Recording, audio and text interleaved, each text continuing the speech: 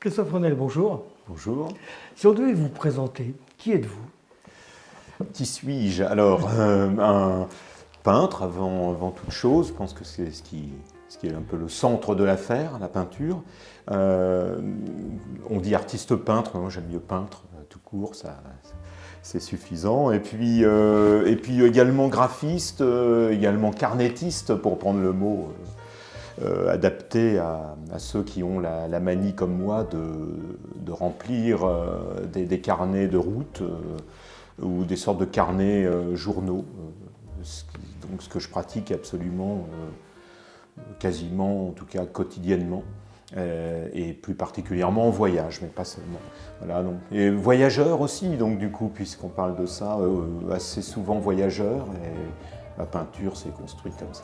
Le goût de bouger, je l'attribue au fait d'avoir peint très jeune, aux côtés de mon père, qui était un peintre paysagiste, et qui m'a indirectement formé au réflexe de dessiner, puis de peindre à l'huile au départ, sur nature. Donc je crois que ça a forgé quand même un goût de l'ancrage de notes, au départ en tout cas, qui se font sur le terrain. Même si après, le voyage a continué pour moi beaucoup dans l'atelier, puisque c'est ici que se font les toiles. Je ramène un matériau, le dessin, les notes, sous toute forme, qui constituent d'ailleurs des archives de carnets. Là, j'en ai un certain nombre derrière moi. Et oui, ça nourrit une peinture qui a l'œil tourné vers l'ailleurs. Ce que je vois, je le saisis, je le place.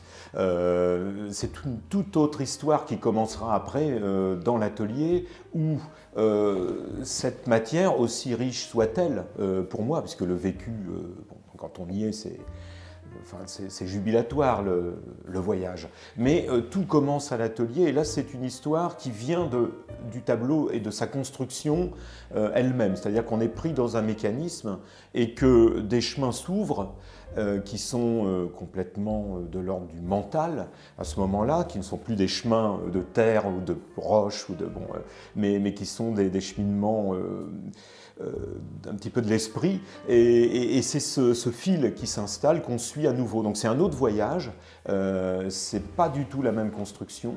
L'un nourrit l'autre, mais le carnet n'est pas tout pour moi. En fait, c'est juste une première partie, c'est le point de départ, ce sont les gammes, ce sont les émotions. Après, il y a vraiment un travail de tri aussi, il y a des sujets qui peut-être ne vont pas éclore, alors que dans le carnet, ils sont cités, ils sont là parce qu'on était devant, et puis des choses qui pouvaient être secondaires dans le carnet, qui vont s'avérer être des thèmes intéressants et porteurs, vraiment pour l'histoire de la peinture. Donc c'est très particulier comme cheminement, c'est très différent aussi. Est-ce qu'il y a un moment dans la naissance d'une œuvre qui est plus jubilatoire pour vous? C'est vrai que le point de départ, c'est-à-dire le moment où on prend sa note, où ça sort sur la feuille, le trait à l'échelle du carnet, c'est toujours vraiment très jubilatoire, parce que c'est un jaillissement, ça part justement de rien, d'une feuille blanche, d'un moment, on saisit et c'est l'instant, c'est-à-dire que c'est quelques minutes, 5, 10, 15 minutes, une demi-heure s'il y a un peu de couleur, ou 3/4 d'heure si on va plus loin. Mais c'est très rapide. Le tableau, lui, ça va être un travail beaucoup plus lent, stratifié. Il va y avoir des questions, stratifié, c'est-à-dire des couches de texture, des reprises et des moments différents. Et des attentes pour que l'œil repose aussi, parce qu'on ne voit plus rien au bout de plusieurs heures. Et il faut laisser l'œil respirer. Donc c'est tout ce travail. Donc celui-là, il est différent. Je dirais que, curieusement, alors dans mes amateurs, je sais que certains s'intéressent aux deux, mais j'ai des amateurs spécifiquement attirés par mon travail de dessinateur, mes prises de notes, le jaillissement, des gens qui sont plus sensibles justement aux traits rapides et à la saisie. Et puis une autre catégorie d'amateurs qui sont ceux qui rentrent dans le monde de la peinture et qui justement sont attirés par éventuellement par ce mécanisme pictural, ce travail d'imaginaire, de couches, de textures, de longue haleine aussi, qui est l'histoire de chaque tableau. Quel regard vous portez aujourd'hui sur l'artiste que vous êtes devenu? Est-ce que c'est cet artiste-là que vous aviez envie d'être? Alors, c'est vrai, quand j'étais enfant, je me suis vu rapidement essayer d'être peintre. Enfin, ça a été un objectif, oui, une envie. Je me suis figuré, ça je me souviens assez bien de visions que j'avais à 11, 12, 13 ans peut-être, devant des très grands formats. Alors c'était une vision assez romantique, avec des grands élans permettant de peindre voilà, de l'ampleur, en fait, des sujets amples, assez puissants. Je vois encore très bien ces visions. Après, c'est un chemin long et en fait dans lequel il ne faut pas perdre de vue, c'est vrai, ces premières sensations qu'on a, parce qu'en fait, je crois pouvoir dire que pour moi, la peinture a quand même un fort lien à l'enfance et que finalement, c'est une tentative d'y revenir un peu, de retrouver peut-être un regard qui a pu avoir, qui a pu être à un moment donné, une sorte aussi d'admiration des choses, enfin des moments comme ça qui arrivent à un moment de la vie et qui peuvent s'émousser si on n'est pas attentif à les conserver.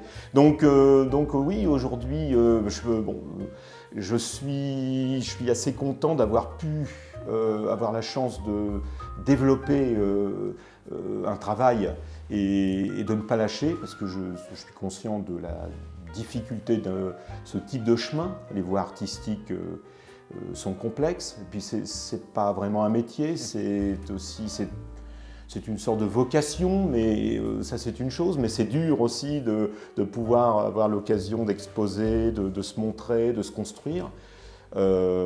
J'ai pas mal travaillé, j'ai toujours travaillé, mais bon, je crois que j'ai eu la chance de pouvoir aussi être montré et développer ça. Aujourd'hui, donc, oui, ça suit un chemin qui est toujours en quête, hein, c'est-à-dire que quand je regarde mon travail, c'est toujours devant que je vois, les perspectives sont pas derrière, mais devant. Je suis rarement satisfait, en général jamais d'ailleurs, et donc j'avance et je poursuis une espèce de chimère, voilà. Mais c'est vrai qu'il y a une forme de, peut-être une petite satisfaction d'avoir pu construire un monde et de le mettre en place, ouais, de le poursuivre aussi, mais de le mettre en place.